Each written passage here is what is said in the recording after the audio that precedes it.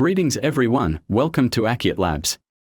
Today, I'll guide you through the process of placing an order using Pratham POS software. To begin, you'll need to decide whether the order is for takeaway or dining in. Let's start with takeaway.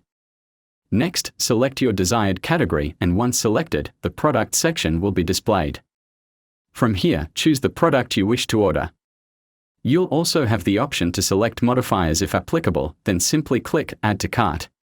Once accepted, you'll notice the selected product with modifiers added to the order section. You can adjust the quantity using the plus and minus buttons on the screen. If applicable, you can also apply any discounts. The subtotal and total amounts of the order will be displayed below.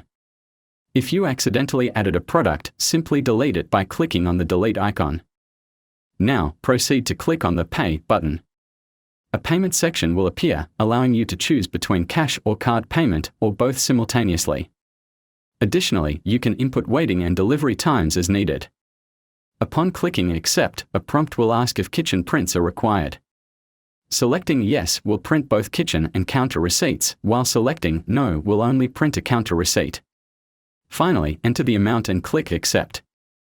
Congratulations! Your order has been successfully placed, and a pop-up confirming the successful placement will appear. This concludes the process of placing an order using Pratham POS. If you have any further questions, feel free to ask.